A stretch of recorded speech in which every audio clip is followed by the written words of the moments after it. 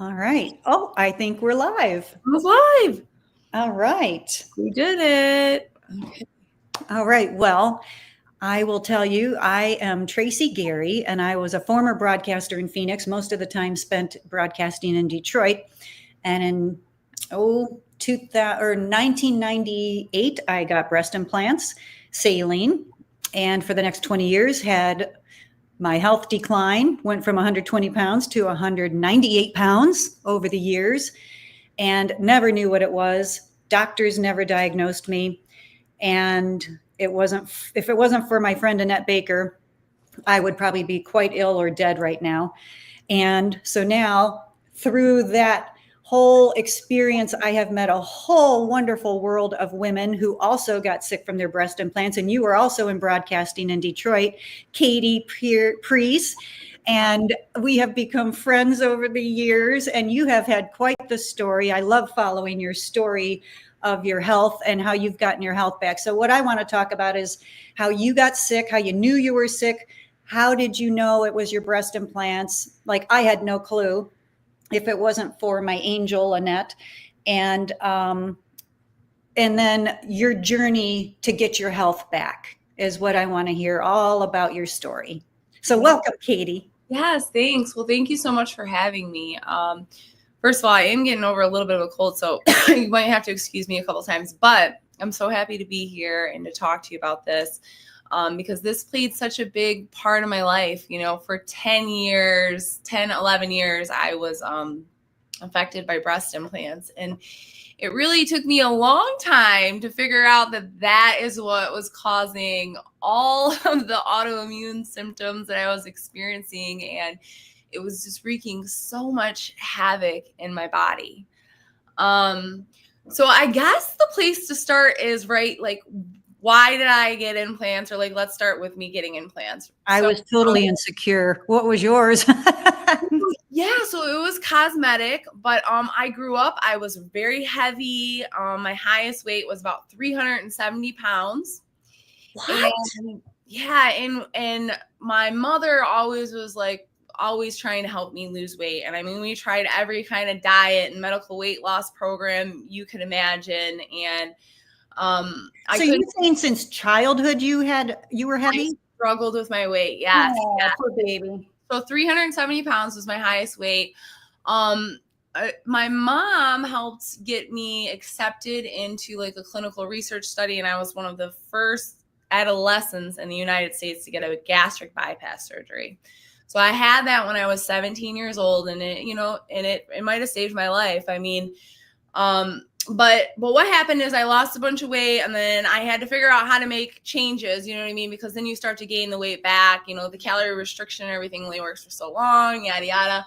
But anyways, so I lost all this weight. I had all this excess skin, and I'm like, all right, well, like, I'm ready to go in and have this, this mommy makeover and get all this extra skin removed. And I want to feel as good, I want to feel great. I lost all this weight. And so I went in and I got the tummy tuck and the inner thighs, and I was asked for a breast lift. And they're like, well, you're just not going to be happy with the appearance of your breast unless you get this small, safe implant, And it was 2007 when I consulted. And I think that was right after they'd put breast implants back on the market, right? Because they were off in like 2006. The silicone ones. Yes. So they were trying. Yours were silicone? Well, no, they were saline, but I mean, they're all made of silicone. Yeah, no, but they had pulled the actual silicone filled ones off the market for many years. Yes. And that's when I ended up with saline filled. So yeah, go ahead. Yes, but saline, I got saline implants. Like, oh, you'll be with a small, safe saline implant. And so I got the implants, I got the surgery. I mean, and I was like a mummy, I got it all done at once. And but I didn't realize the implants made me sick right away. Like right away. I didn't feel good.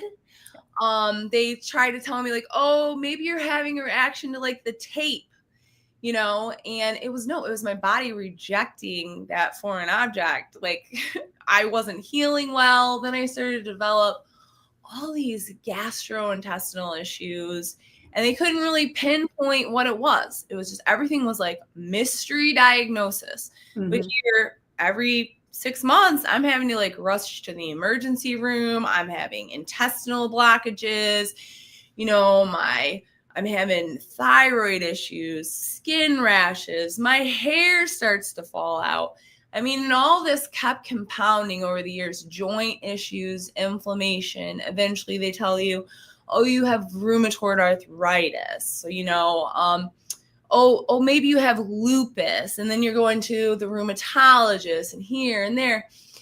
Now, in conjunction with the gastric bypass, which they did reroute a portion of my stomach that does cause some issues with absorption, I ended up figuring out that I can't really absorb iron like a normal person. So my iron got really low, which also did affect me.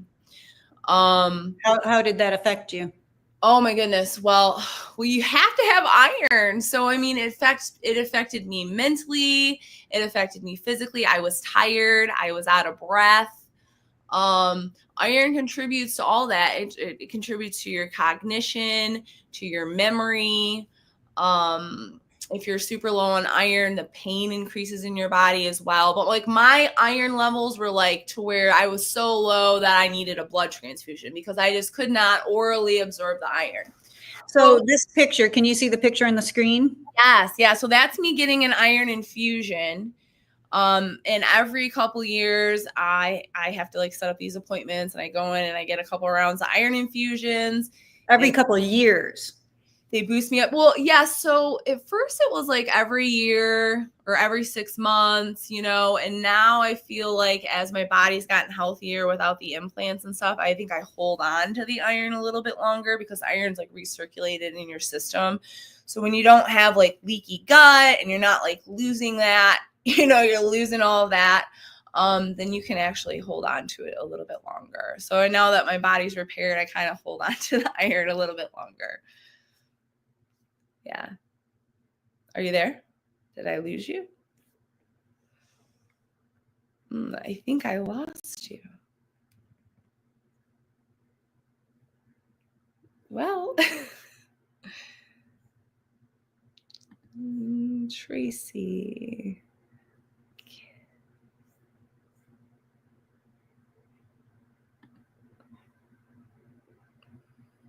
Let's.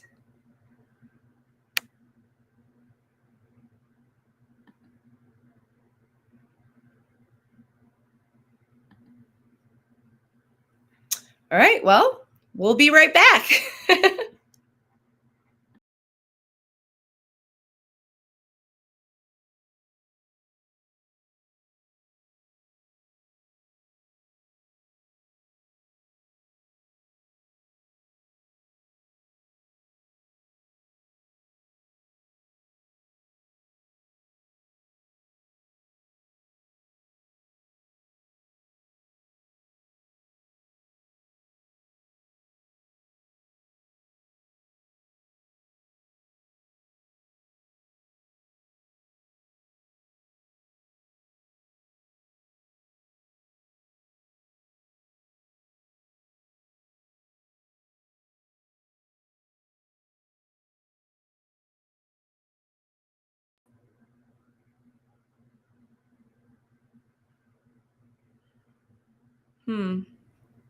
Are we back?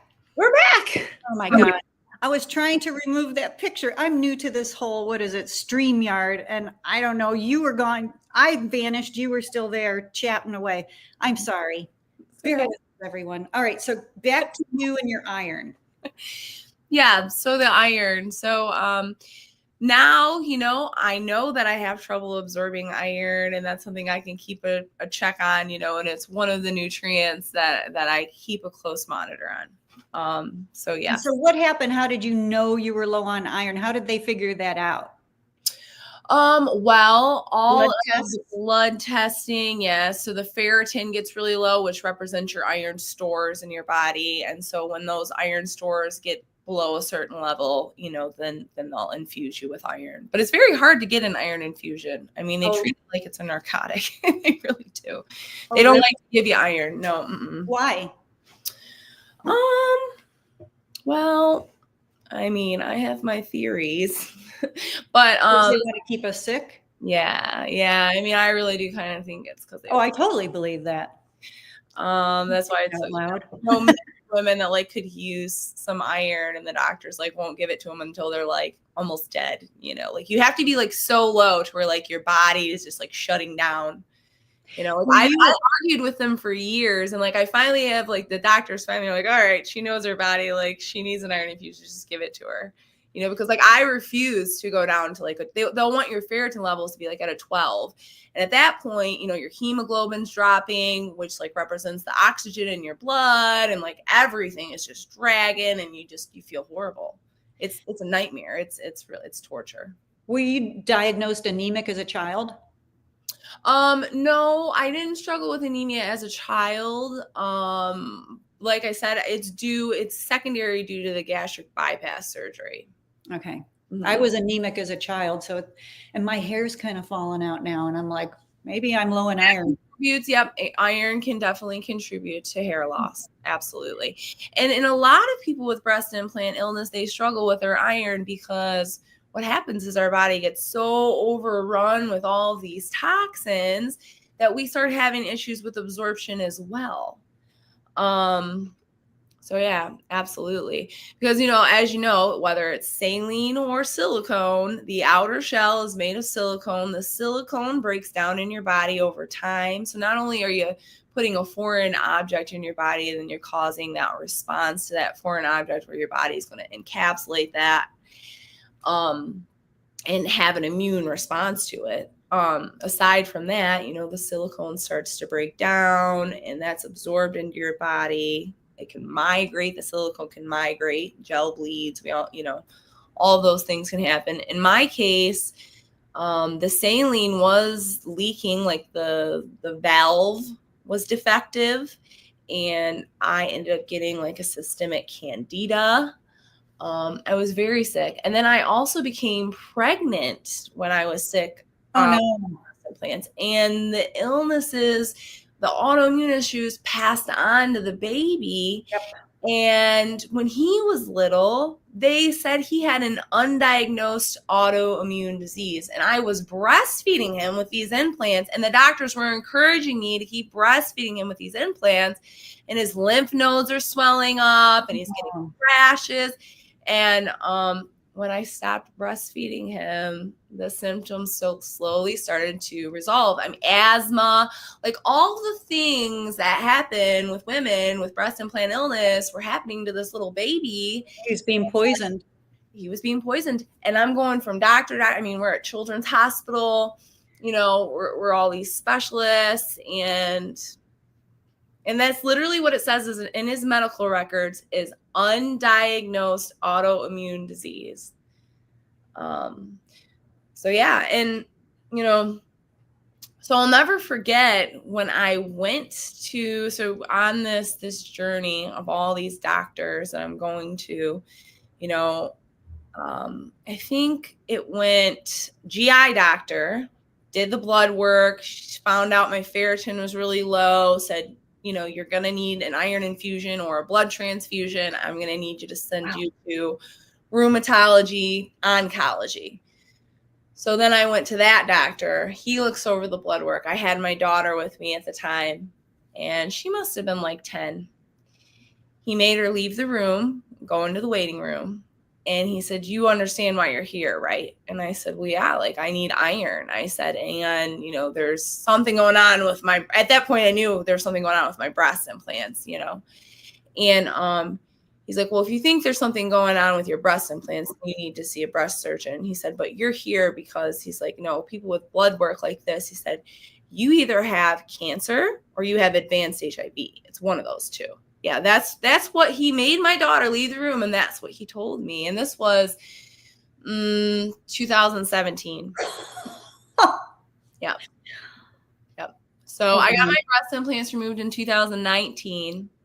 Now, what clued you in that it's for sure the breast implants? Okay, so because I never would have known, and no doctors told me. It was the women, and it was Dr. Google and all the women on Dr. Google telling me.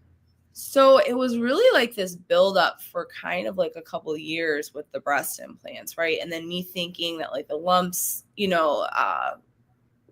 like I said, they said, well, you either have cancer or HIV. Well, I know I didn't have HIV. I had lumps in my breast. I knew my implants were leaking. And then every doctor I went to just kept referring me off to a different doctor, refused to do anything. The insurance didn't want to pay for the removal. They're like, oh, they're saline, so you're fine. Well, I have fungus in my blood. I have candida in my blood. I'm deathly ill. I can't take care of my children at this point. I feel like I'm bedridden.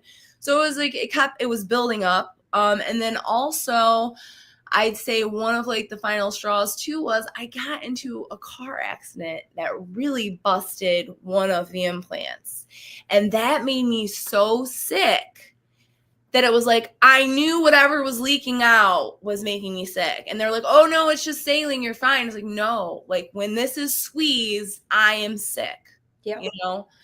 And then, I think there was just maybe, I believe my mom might have saw something on like the doctors and she's like, maybe it really can be your implants. But it got really bad. And, at one point it even got to the point where, I went into the hospital. I went into the hospital for mental health treatment. My family thought I was like making this illness up. Mm-hmm. They thought it was all in my head. Mm-hmm. And in the paperwork to petition me to the hospital, it said like, she thinks her breast implants are killing her. And it's like, well, my breast implants were killing me. Yes. But yeah, it was like quite the journey. And now it's just anytime that I see somebody with health issues and I see they have implants, I just feel like it's my duty to let them know, like, hey, it could be your implants making you sick. Right. I always say, I'm not here to scare you. I'm just here to make you aware, not to scare, aware. What could happen. Right. And what to look out for, because I would never want to see someone suffer like I suffered for that many years trying to figure out what the heck was wrong with them. Right. I remember getting down on my knees and praying, Lord, please let them figure out what's wrong with me or just take me home. And because that's how sick I was. I was so sick, I would crawl in bed many nights and tell my husband, I hope God takes me in my sleep. I'm so sick. I cannot figure it out. I don't know what's wrong with me. I'm going to end up in a wheelchair. I also got down on my bedroom floor one day, just begging God for help, please. And I said, if you help me figure this out, just give me the pieces to the puzzle and let me figure it out, please. I know I can't ask you to fix it, but give me the pieces to the puzzle I need. And like an hour later, Annette Baker pulled into my driveway to buy patio furniture out by the street that we were selling. And she invited me on her boat a couple days later. And everybody on the boat, all these women were asking her about her issues, which I had all her same issues. And so then I just leaned back and said, did you ever figure out what this could be? Because I have all your same issues. And the whole boat turned and they're like, do you have breast implants? And I said, yes, for 20 years. Oh, do you think it could be her breast implants? And I'm like, what are you talking about? There is no way migraines, headaches, neck pain, shoulder pain, elbow pain, lower back pain, muscle fatigue, depression, severe depression, like suicidal depression. Awful. And it's all gone. Yes. And so they treated you with iron in the hospital, right? That one, when you checked yourself in? Oh, no. No. Oh, I thought that's where you got treated. By psychotics. No. They didn't. I thought I was losing my damn mind too. I'm serious. And we're not the only ones. I think we get swelling or something. Well, all of those toxins interfering with our hormone signaling and our cells communicating with each other. It definitely affects your mental health. It definitely affects your cognition. It definitely affects your memory. It affects your emotions. It affects all of it. Mind, body, and soul, I always tell people. It hit me in my mind, body, and my soul. It was so bad. Yes. Yeah. And so after that, and after I got the implants out in 2019, I got them out for Valentine's Day. And I was like, oh, this is like the best gift I will ever give myself. And it really was, and it was so trippy. Like because when you have breast implants that long, right, your breasts are like such a part of your identity. And it's like I had to just like re-fall in love with myself again and figure out really who I was. And, you know, and it was quite the trip, but you know what, like I said, it was the best thing I ever did for myself. This is the best health I've ever been in. And, you know, anybody having any kind of health issues, I would definitely, if you have anything foreign implanted in your body, this goes for breast implants, dental implants, anything foreign implanted into your body, I would suggest you might look into that a little bit. Yeah. You know? Yeah, we have several breast implant ladies, and like Rachel is one of them, Rachel LaRue, and she fractured her ankle and they had to put rods and pins and stuff in her feet and her ankle, and she instantly flared up and rashed up, and she kept telling them, I reacted to my breast implants, and I'm telling you, I'm reacting to these metal rods and stuff you put in me. And they wouldn't listen to her. And sure enough, as soon as she finally got them pulled out, everything calms down again. Yeah. It's rough. So, you know, and then obviously, I think I met you after I got my implants out though, or maybe right before. Do you remember? What year did you get them out? 2019. Probably, well, I probably wouldn't have met you before that because I removed mine in 18, 19. We spoke before the FDA. Were you at the FDA? No, I wasn't at the FDA hearing. I was just cheering you guys on. Then I met you after that. Yeah. Well, you know, we made the public service announcement after that. Yeah. Do you have that to play? You know what, when I lost our whole thing, I lost all my pictures of you and everything. So everything's erased and nothing's here that I loaded. So, but it's in my messages from you and I can play it. But, go ahead. I was just going to say, or just, you know, anybody can go to dangerousimplants.com and hear it. But it is a public service announcement that we put out. I think we did that in 2019 or 2020.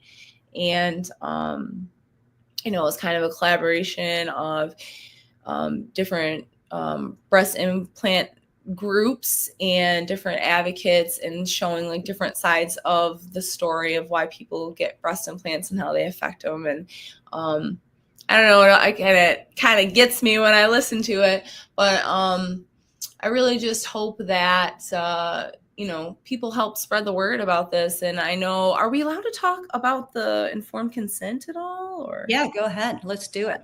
Here, wait, let me play see if people can hear it. I don't know if they'll hear it. Oh, no, see, nothing's going to go right for me.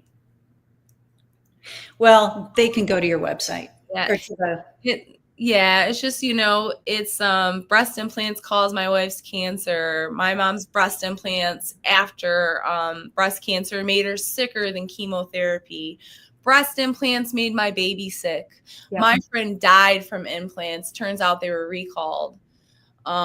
Breast implants caused my wife's cancer. So these are all, you know, these are all circumstances that people go through just to find out, you know, of the truth about breast implants. And the cancer, before we move on to the bill, the cancer, they are linked to 2 known cancers. I say known because the squamous cell carcinoma just came up upon us like within the last 5 years or so.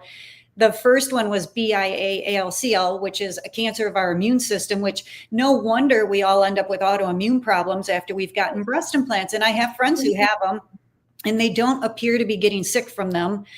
But when you end up with silent autoimmune issues and you don't realize it, then, you know, you're playing a game of Russian roulette, and you're also taking the risk of getting BIA-ALCL. Did you know about the gal that played for Boston? She played bass for Boston, Kimberly Dom. She contacted me outside of Nashville because she had she was getting a replacement. I don't know if it was due to a rupture or not, but she was getting a new replacement set, and the doctor saw seromas and he saw odd fluid and sent it. He did take samples and send that off to the lab, but then he still implanted her.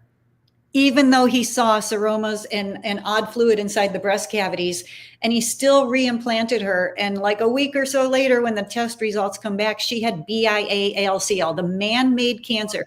People need to understand that. It is a man-made cancer that only women who have breast implants or people who have breast implants are at risk of getting.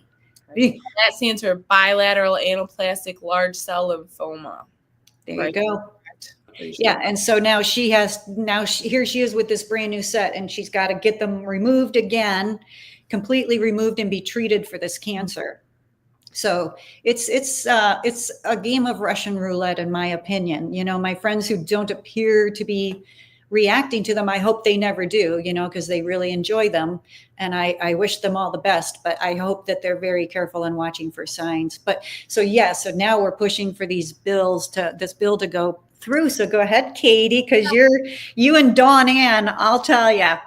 Well, I tell you, Dawn's amazing. Oh, she is. I had a picture loaded with you two, and you guys were like this, and now I lost all my pictures when I disconnected us somehow.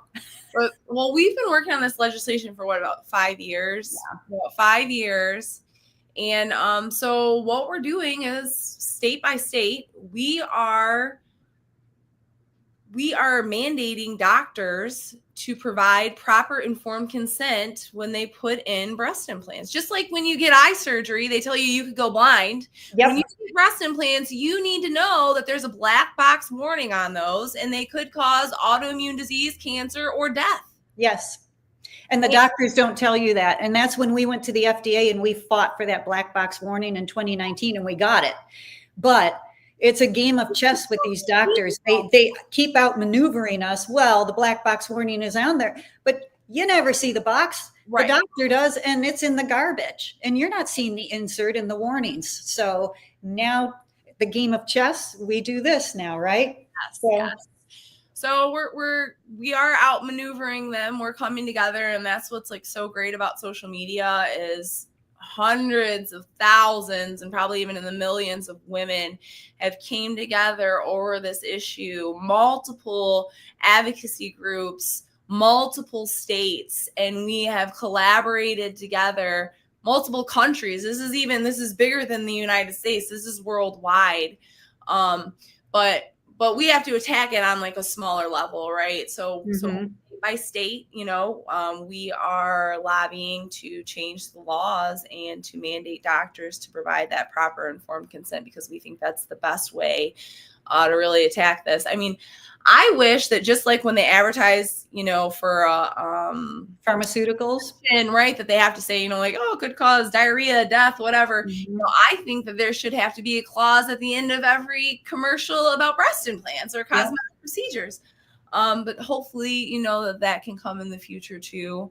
But I think just really awareness and transparency is the best thing that we can do, and just be able to provide that, and mandate that those doctors be transparent with the patients so that they can properly, they can have informed consent. So they can make that decision totally informed about what can happen. And it's like, and if you move forward, that's great. But at least, when things start to go wrong, like, oh yeah, I did sign that paper that, this could start to make my thyroid go wacky and I could start to lose my hair. And, oh yeah, that's right, joint pain was on there too. And, so when you get this list of like 40 different symptoms and you can cross like 15 of them off, you can probably bet. Short list of suspects of what's causing the problem. Yeah. Right. Yeah. All right. So then you changed your diet. You had your gastric bypass. And so how do you eat right now? Because I eat carnivore. So what do you eat? Yeah. So I love a carnivore diet, and I do eat a lot of meat. I still do get in some veggies though. I try to just maintain a balance, and really I stick away from processed foods. I eat whole foods as much as possible. And I stay away from processed foods. And that's really the simplest way to put it. I try to avoid any kind of insulin spikes. I don't eat things that turn to sugar right away. So yeah. And your exercise, you do jiu-jitsu? How do you say it? Yeah, so Jiu-jitsu? started jiu-jitsu in 2015 and I love it. I'm super passionate about helping other women learn the art of self-defense. And I think that all women, should know how to defend themselves. But yes, I love jiu-jitsu. It's a grappling sport. So you start on your feet generally, and you take your opponent to the ground, and then you would submit them with like joint locks or choke holds. And it's an awesome sport. Yeah, it looks fun. I see all your pictures that you post, and I have watched your body over the years since I met, like since 2019, and your body, like your shoulders right now are so chiseled. Oh, like, thank you. I keep watching you get so, like, every time you post a picture, I'm like, oh my gosh, look at her shoulders and arms, and your whole body is just transforming. Like, it's really, really fun to watch that. Well, thank you. I don't really do anything crazy. I'm active. I do jiu-jitsu. I get in a few lifts here and there. But it's really just about balance and what you're fueling your body with, and really like reducing all of these outside toxins and factors that dysregulate our hormones and like the natural functions in our body, because we are magnificent healing beings, and like we can heal from really anything.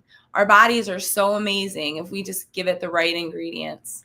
So I want to talk about the right ingredients, because I told you the other day, ever since we moved here to Florida, and I think it's Florida, so we might have mold in the house, like in the bathrooms or something. I don't know. Like, you don't know until you start taking down walls and stuff, like it hides in the walls, but it's Florida. I guess there's no escaping mold down here. But ever since we've moved here, my brain fog is like, I can't pull up names, and it's a real struggle. So now your suggestion to me was this, because you're totally into this. What's all your titles? LMT. What's an LMT? So I am a licensed myomassologist. I'm a licensed massage therapist. I'm a certified Reiki practitioner, and I'm also a nutrition coach. Okay. I've been in the health and wellness industry for 20 years. Yeah. So I'm like Energizer Bunny. I'm going to be 61 next month, but I'm a cardio addict. I'm addicted to my rebounder, my trampoline. I just love that little mini rebounder, but I'm not. I need to lift weights. I need to, because I'm losing my muscle because I'm almost 61. And I told you that I was having brain fog, and my husband suffers from depression. He has since he was a child. And so your solution is new to me. I keep hearing it on social media, but you explained it to me, but I would like you to explain it to me again and explain to everyone, because they're on their way. You are sending me what? Yeah, so I am going to hook you up with some peptides. Okay. So you probably heard the word peptides. It's kind of a hot word going around right now. What a peptide is it's a short chain of amino acids. Amino acids are the building blocks of protein, very abundant in your body. So peptides, these are injectable peptides, and under my licensure, I actually do clinical research with these peptides. So there's like kind of a little bit of a gray area with peptides. It's one of those things, they work so great. So of course we don't like to open up access to everyone like that. So under the clinical research, you're able to access the peptides, and it's really just like the latest and greatest biohacking science available. It works very well with your body because of what it's made up of with the amino acids. And each chain of amino acids is sequenced in a specific way to make they're like cellular messengers. So they tell your cells to perform a specific function that it would normally do under perfect circumstances. So for instance, we have one peptide protocol we call the Wolverine protocol. That's a combination of BPC 157 which stands for body protection compound, and TB500. And when we combine those together, it makes you heal and regenerate like the Wolverine. I've had a 100% success rate helping my clients recover with peptides. For your instance in specific, you know, we were talking about the memory recall and Depression. Depression. I don't have the depression, but my husband does. Husband has depression, correct. But the same protocol can work for both of you. It can work for his depression as well as your memory recall. Okay. So the exact same ones that I'm going to be injecting, we're going to put into him. Yes. So we're going to utilize both the same peptides. And that those two peptides are CMAX and CLANC. And we use those together to help regulate like GABA and things in the brain. And, you know, they're very safe to take. It's going to help him with his depression. It's going to help you with your recall. It's going to help clear your cognition, make you focused. They're amazing. And when I hear about this Ozempic, I thought they called Ozempic Amino Peptides or something too. So can you explain the difference of what you're sending me and this Ozempic, which I am so afraid when I hear people taking it, I am just like, please, I beg you not to take it. But, you know, what's the difference of those? Yeah. So like I said, different types of peptides. Ozempic, the active ingredients, and that would be semaglutide, which is a GLP-1, which is classified as a peptide. And this is like a hormone that your body produces, and then over time as we age, like we produce less of. So introducing like that classes of GLP-1s has been like a game changer for a lot of people. You know, a lot of people a second chance at life. You know, because obesity and heart disease are like some of the #1 killers here. Right. So that is amazing. But if it's not closely monitored and you don't take it right, there are things that can happen. Like your gastrointestinal tract can seize up. It can cause paralysis in your stomach. It can cause issues with your eyes. You know, there are things that happen. So it has to be taken right. It has to be taken at a very low dose. We like to do like the least effective dose as possible when we use a peptide like that. But yes, but that peptide is very different than the peptide you're getting. So they act in different ways. But the active ingredient in Ozempic, which is semaglutide, that acts on your gut and your insulin levels and your blood sugar. Okay. Peptides are gonna work with your brain. Okay. Yeah. And then you are into hemp, healing with hemp. And can you explain your thoughts on hemp and cannabis? Yeah, I'd love to. Because I'd much rather to have a hit of pot than have pour some poison down my throat, some poison alcohol down my throat. I'd rather have one hit of pot. Absolutely. But can you explain how you think it helps? Yeah. So when I was very sick with the breast implants and they told me, well, you either have cancer or HIV, I started treating myself with cannabis, large amounts of cannabis, RSO, a cannabis concentrate to kill cancer. Yeah, the thick in the syringe stuff. Yes, absolutely. And I really just felt like the doctors were letting me die, and that was the only thing that I could do. And it was really the only thing that gave me relief to be able to get through the day and get anything done at all. That's how sick I was. So it was just the only thing that helped me. But I very strongly do believe in the power of cannabis as medicine. I think, you know, we've been using it for a long time, and it's a very... Nobody's ever overdosed on it. Right. It's a very powerful medicine. I've seen people, you know, I've changed lives with cannabis. Mm-hmm. I have helped people overcome cancer with cannabis over the years. Because of the success that I had with using cannabis as medicine, I also became very involved in helping legalize cannabis here in Michigan. I collected signatures to do that for 10 years with different advocacy groups. Yes. So in order to make cannabis legal here, and just really increase safe access, you know, because I don't think that I think that everybody should have access to that medicine.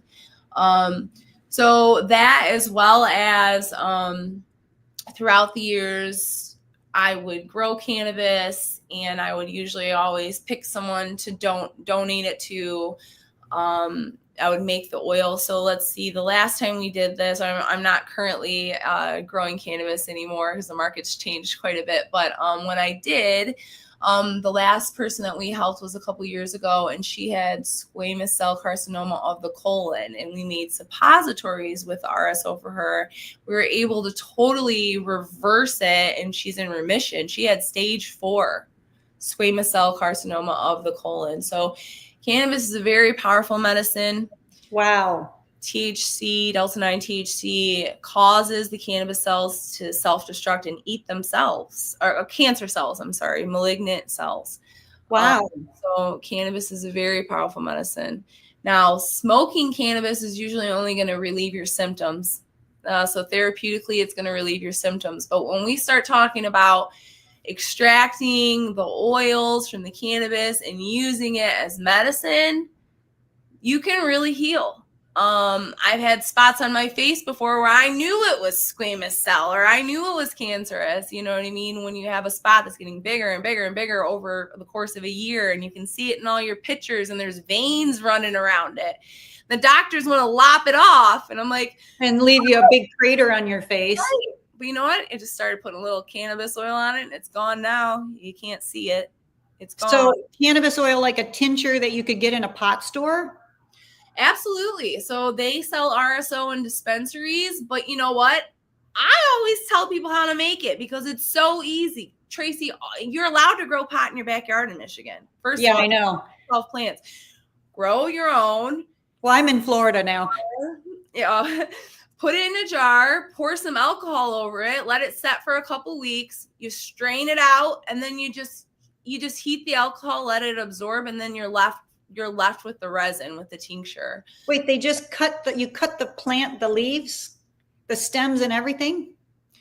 Yep. So you'll want to take like the buds that are frosty, the frosty buds. Okay. Jar, put the cannabis in the jar, and then you're going to want to cover it with alcohol. Let it set for a couple weeks. You'll strain the alcohol out, and it'll be like tinged green, and it'll have all the medicine in the alcohol.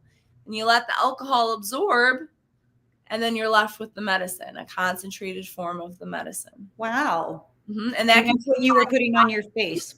Yes, that can be applied topically, taken orally, or taken rectally. Wow. Well, that's fascinating. They do want to keep us sick. I'm convinced. And you know, you think my son just lectured me. I talked to him for 3 hours yesterday.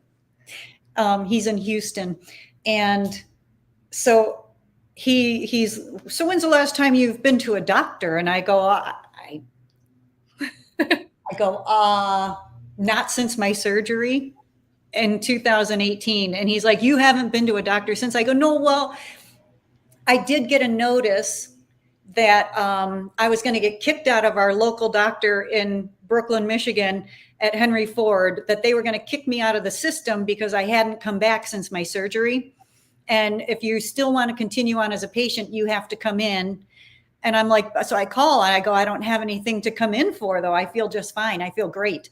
Well, you need to still come in. So I go in and he walks in and he's like, so Tracy, what can I do for you? What's going on? And I go, I'm just here because you guys wanted my copay, apparently. I go, I don't have anything wrong. And I still have not gone back to a doctor since.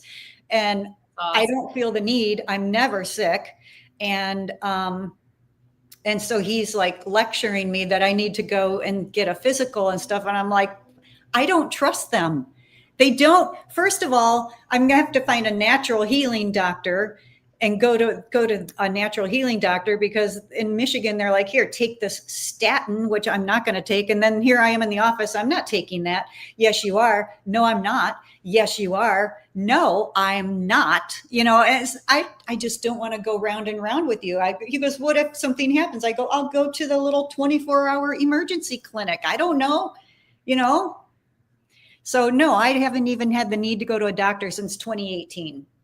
since they removed my breast implants. Since they took out what was making you sick. Yeah. And then my hormones, I take bioidentical hormones, but half the time I forget to take them and I feel just fine. So, you know, if it ain't broke.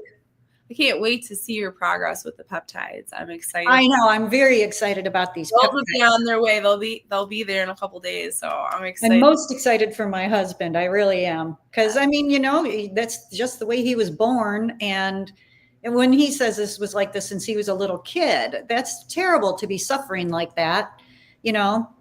So I'm very excited for them to arrive for him. And then I can remember everybody's names hopefully soon too. So we were talking, you and I, this is what I take, but every time I take any kind of synthetic vitamin D, which they're all synthetic, right? And I have to sit in the sun every day, which thank God we are in Florida because I sweat profusely and get chills when I take vitamin D, but you have to take it with the K2 in it, right? Katie. Yes. And then I do 2 drops of this every morning, drops, not droppers, just two tiny little drops. And then to get my vitamins, because I can't handle vitamins. And if it's a multivitamin, they've got D in it. So I take beef organs and minerals. And then I take liver also. Because I can't eat, like I just, the thought of eating liver all the time, if it's cooked proper, like I could probably, you know, but no. So, and my Celtic salt under my tongue every morning. Yes. Well, you can tell that you're taking great care of yourself because there's a reflection going on. What's going on the inside, you can see on the outside. You're glowing. You look amazing. Well, and I'll tell you, because again, I'll be 61 next month. And if I showed you pictures when I had the breast implants in and my skin was dry. You look younger now. I look younger now. I really do. I feel like I'm reverse aging too. People are like, you're looking young. I'm like, I know. Like, I know. Literally. And people are like, you're 60? And I'm like, I'm almost 61. And then when I see them gasp, I think, and I do have good genes. My mother didn't look her age either, but I do think it's taking care of myself too, though. All these supplements, like you can't take vitamins. So I take, you know, you get around it and you eat liver but I'm carnivore. So that's how I get my vitamins in me. And then I use charcoal to keep toxins out of me. Toxins. Nice. If I happen to have alcohol, which I can't even handle anymore, I just get so sick when I have alcohol. It seems like I'll make sure I take 1 or 2 charcoal pills with it, but it's to the point you just don't even want to pour that. It's like pouring rocket fuel down your throat, you know, and instantly I'll start sweating. Like we're the group of people and I just start sweating from a couple sips of alcohol. And I think, why are you even going to finish that drink? You're going to finish it though, aren't you? And I do. So that's why I'm like the cannabis. If I could just take a hit of pot or something and just be, you know, much happier that way. So what else you got to talk about? Anything we missed? You know what? I don't know. Did we miss anything? I think, you know, if anybody is interested in peptides or, you know, or consultation, you can go to the website, which is www.teamwellness.org. Team Wellness. Yep. Teamwellness.org. Yep. And it is like a telehealth platform. We offer integrative services. We do the peptides. We do hormones. We have a medical director. And then, of course, you can have a consult with me. But yeah, I mean, 100% success rate with the peptides. It's amazing. And I'm really happy to be able to integrate it into my practice, be able to help more people with them, you know? Yeah. It's exciting when people are, okay, so for instance, right now, I have this client. She's had multiple spinal fusions, back surgery. She's a young mother, and she has like how old? In her early 30s, and she's got like numbness going down all the one leg. It's affecting her ability to walk. She can't really leave home, and I mean, just like young, beautiful young mother. And she, like I said, multiple spinal fusions, you know, and we put her on the peptides. By the third shot, she was already feeling improvement. She's like, I haven't been able to step down on my foot and I can't tell you how long. And I'm Oh, already wow. experiencing me being able to like flatten my foot. And so I just really can't stress enough how your body has this amazing ability to heal itself, you know, if we just give it the right ingredients. And unfortunately, because of like all of these toxins that interfere with that on a daily basis, right? Not only is it like the microplastics and everything that disrupt our hormones, from like that to like the deodorant that we're putting on every day that disrupts our hormones, to the shampoo, to the shampoo. These are things that have a cumulative effect that we're layering on every single day. What about our drinking water? Oh, yes. Oh my gosh. If you're not filtering your drinking water, I mean, you need to.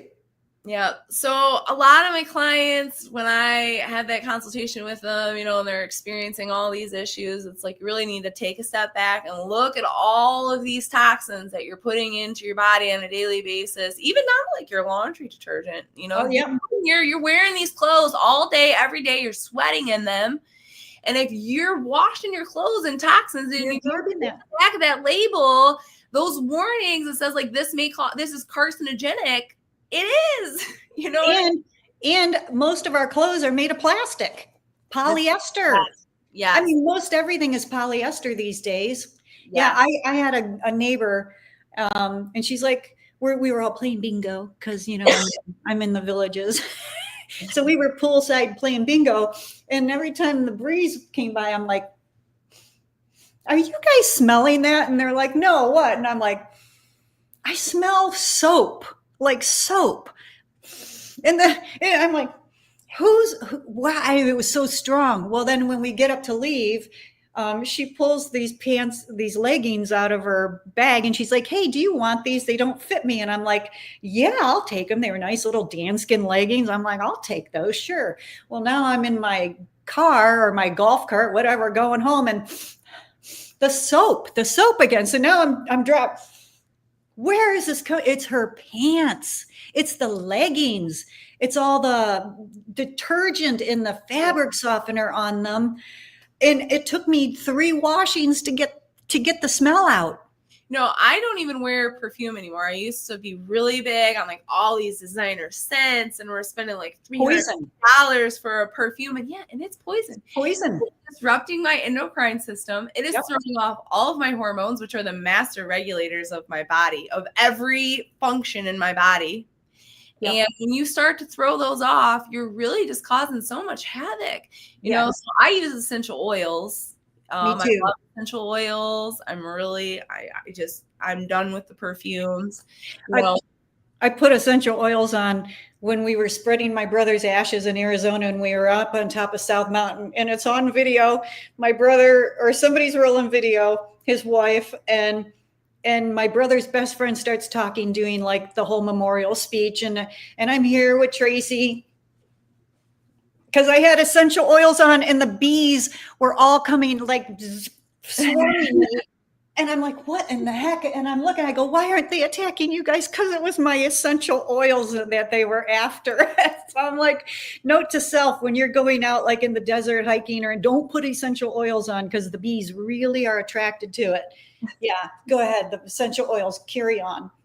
No, I was just saying, I just really taking a look at all of those things that you're putting on yourself and you're coming into contact with on a daily basis that are disrupting that system. You know, even your soap.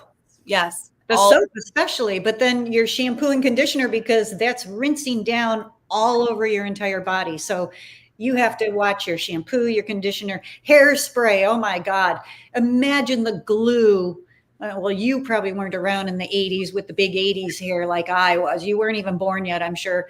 And the big 80s hair, all of that Aquanet, it's glue that we were inhaling into our lungs and into our bloodstream.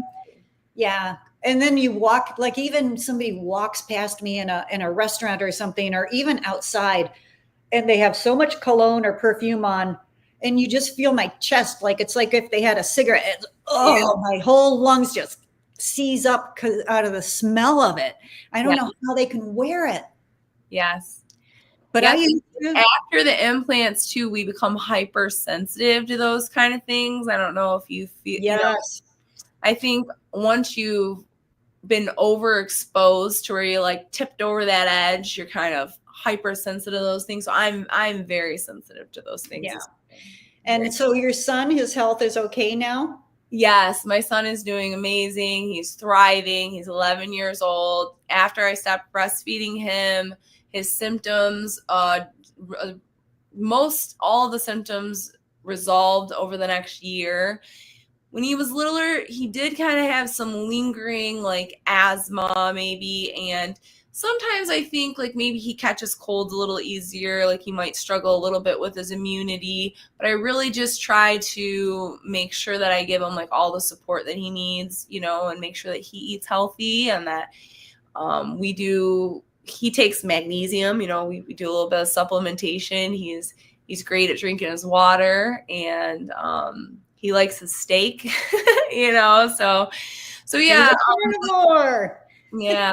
But altogether, like, thank goodness, you know, he didn't have any kind of long-term health effects that were permanent, because some people do, you know, we know people in the community that were born with debilitating issues due to the breast implants, due to their mother having the breast implants, you know, so thank God, you know. When we spoke before the FDA, there were women there, and one of them brought her son, and he was an adult. He was standing with her, and he stood next to her when she spoke, and I think he actually spoke too, if I recall.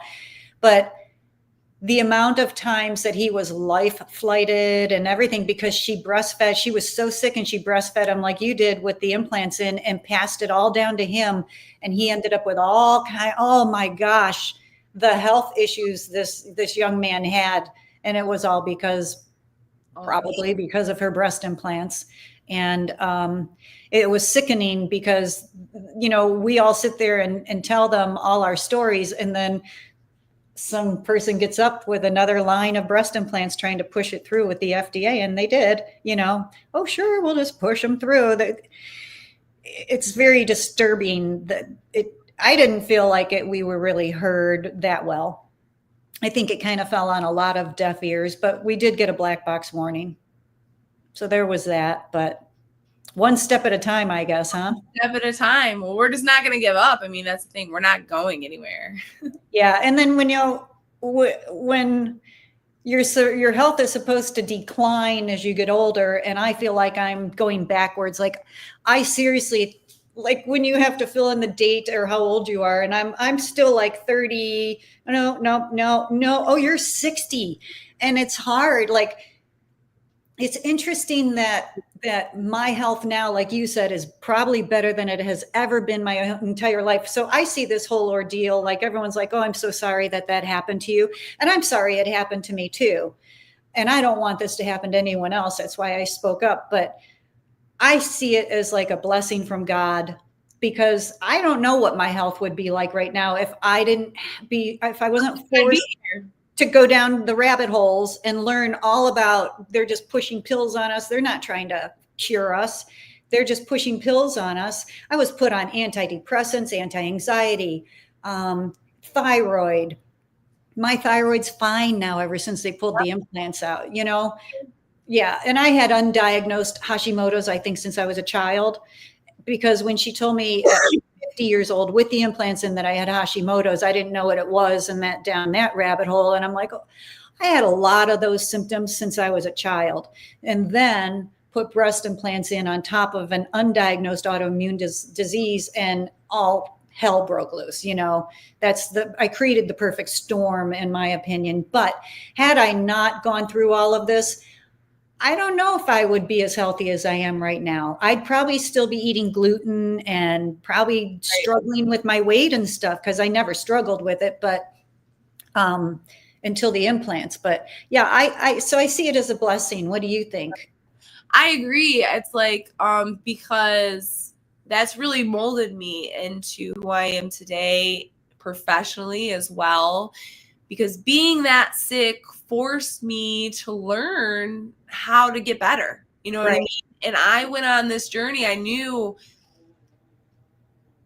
when I got into the accident and the implant busted, I was like, if I don't figure out what it is, I'm going to die, because these doctors are going to let me die. They're not figuring it out. And I was like, I know that there's like a natural cure for whatever's going on. And I didn't even I don't even think I fully associated it with the breast implants at that point, but I was like, whatever it is, like, I can heal it myself. Like, I know that I can find the cure, you know what I mean? And I knew that I couldn't rely on like mainstream medical. Right. Yep. And being forced down that rabbit hole, in order to survive, really, kind of carved out this path for me, and really allowed me to help so many other people along the way. And yeah, that's been very rewarding. Yes. And the whole group of women, the whole network of women that suffered along with us, and everybody's trying to help enlighten everybody who's in the dark. It's really been wonderful. Thank you, God, because I really do. I see it as a blessing. Yes, absolutely. Well, anything else, Miss Katie? I asked you earlier, Katie, from The Way We Were, which you've never seen. God, I have to watch it now. Oh, Robert Redford. I'm so grateful that you brought me on to talk about this, because it's been a minute since I've touched on it, and I really like to do it every so often. Anybody new that's following me, I see women coming into my life, and working in like the bodybuilding industry and the health and fitness industry, you see a lot of women coming in with breast implants or getting breast implants, struggling with their own, their own self-worth or insecurities, getting the implants, thinking that's going to fix the problem. And then when it doesn't fix the problem, it causes all these health issues, so it breaks my heart. And just to be able to get on here and talk about it with you and kind of have a little refresher and just put the information out there, I'm very grateful. Thank you for asking me to come on. And like I said, I hope that anybody that might be seeing this that's struggling a little bit, this kind of gives you that little bit of push to investigate a little bit more and look into what's going on with your health and get it figured out. This is somebody, Megan Hurst.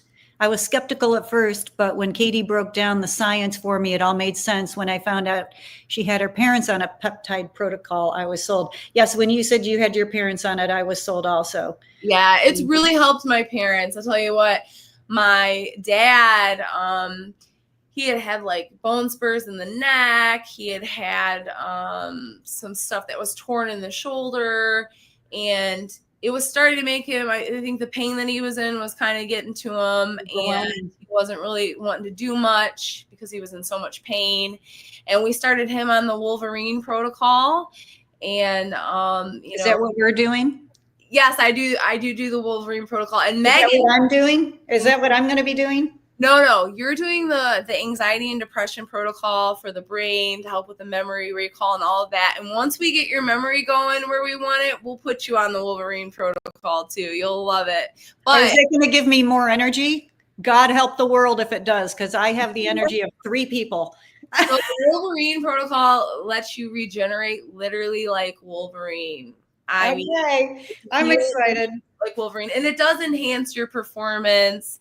It does make you feel stronger. It helps you maintain lean muscle mass, reduces visceral fat, regenerates, heals. There's lots of great benefits from it. But Megan, who commented, she's actually somebody that she's a grappler, she's an athlete, and hopefully she doesn't mind me sharing this, but she's got some stuff going on with her spine, and she started on the Wolverine protocol, and I know it's helped her tremendously as well. 100% success rate.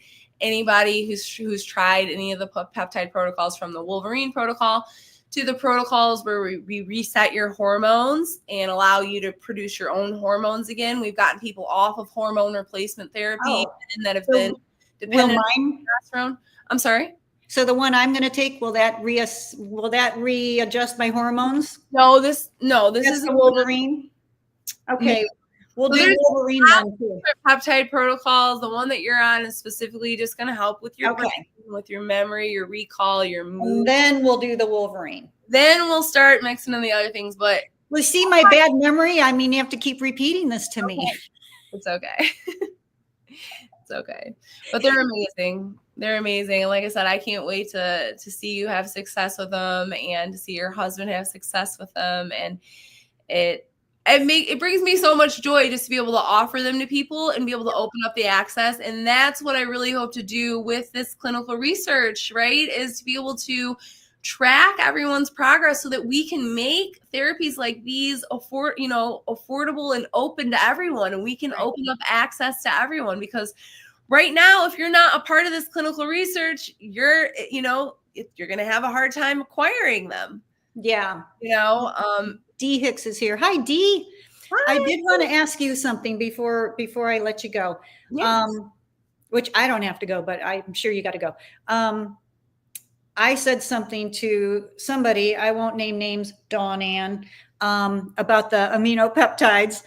And she said she gets hers off Amazon, which scares the heck out of me. And I thought, of all the things, if some things you don't know if it's counterfeit, you don't know what you're getting on Amazon. It just scares me. So what are your thoughts on that now that I've thrown her under the bus? No. So we're not even throwing her under the bus. So the difference is the kind of peptides she's talking about are like an oral peptides, like collagen peptides that you can take orally. They'll benefit your joints and things like that. Okay. And those are peptides too. But this is like a different level. Okay. These are medical grade clinical peptides. Okay. So it's an injectable peptide. It's a little tiny insulin needle, goes into your gut. Or my hip, you said, right? I'm sorry? Or my hip, right? Or my hip or butt? Butt cheek, yep. Mm-hmm. It's a subcutaneous injection, so it's not going in the muscle. It's just going just into the fatty tissue, and it's a very tiny amount. But like I said, it acts as like a cellular messenger. So these peptides that are injectable, yes, you can't get these kind of peptides on Amazon. You can get oral peptides on Amazon, and they make them all different types. The problem is with some of those peptides, like when you take them orally, they're destroyed in the gut. So you're not really getting the benefits. So you will see some of these peptides like the BPC 157 in a pill form on Amazon, but it's not the same. Okay. It's not the same. Yes. Okay. So one more question. So when we do our first round of these, my husband and I, and then like you pull him, you reset everything that's missing, these fill up the voids or whatever is happening. And then we switch to Wolverine. Both of us go to Wolverine or just me? Well, once you pull him off those, will he still remain okay? Yeah. So this, with the anxiety and depression protocol, this is something that like helps you reset and work again on your own. So this isn't something that like you have to take for the rest of your life. So that's the thing about it. Now, we don't know how long this will take before he starts to see improvements. Personally, when I took them, I started feeling the effects right away. But like I said, right away, what, an hour, a day, a week? The first day that I took the injection, I felt so happy. Really? Yes. Oh my God. I mean, I remember the first time I took the C-Link and the C-Max, and I was just like, I went to the beach with my girlfriends, but I was just dancing, and I just felt so good. I just was like, I don't know how else to describe it besides like, I just felt so good and so grateful and so blessed and so happy. Just having an amazing time. Yeah. And I did give my parents a couple doses of those as well. And my dad, on the second dose, we had went out on the boat and we came back, and he came through the kitchen. He was like, I just want to let you guys know how grateful I am that we all went out today. And I'm so grateful that you're here. And I was just like, Oh my gosh, it's working. That's what I'm hoping for. Yeah. Because our big joke is Tigger the tiger married Eeyore, my poor husband, but he suffered since he was a kid. But I'm all bouncy, bouncy, bouncy, you know, and he's always so sad and he can't help it. He really can't help it. And so I am so excited for all of this. I'm so excited too. I can't wait to see how it affects him and how it works with him. Yeah. Won't it be something to do an update, huh? Yes. And we'll get him in the update. Well, maybe he'll do the update with us. Yes, that would be great. I think we should just let's just schedule like a 30-day update. All right. 30 days. Let's do it. Back here, update. We will meet us back here in 30 days for the update, and we'll force my husband. He'll probably do it quite willingly because he's quite excited now. Good. Is Dee still here? Did you say Dee Hicks was on? Dee, yes. I don't know if she's still here. She told us how pretty we both look, so I hope she didn't go anywhere. And I don't know. Are you still here, Dee? Maybe not. Yeah. Okay. All right. Dee is down here in Florida. Oh, she's still here. Hi, Dee. Did you have something to say to her? Oh, no, I didn't know if she had a question for us or. Dee Hicks, the one we're talking about, I'm watching our chat. Dee Hicks is her name, and she's over on the east coast of Florida with Dr. Rankin, who is one of the top explant surgeons in the entire country. In fact, I almost went to Dr. Rankin, and I had my appointment set, and I canceled it because we had never been to Costa Rica.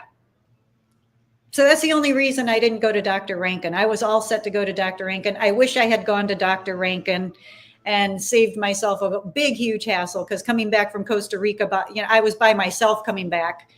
And so I wish I would have gone to Dr. Rankin. So we've got wonderful Michigan surgeons, but Dr. Rankin's also a great option if you want to go down and sit on the beach while you recover.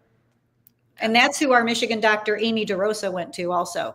We have a Amy DeRosa in Michigan. Who? I didn't know that. Yeah.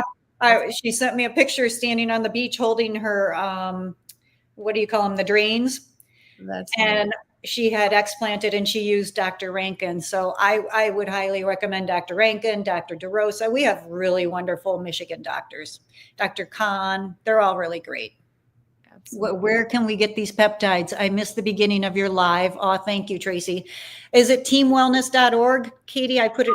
So it's just www.teamwellness.org, and you can schedule an appointment with me right from the website, and I'd be happy to help you.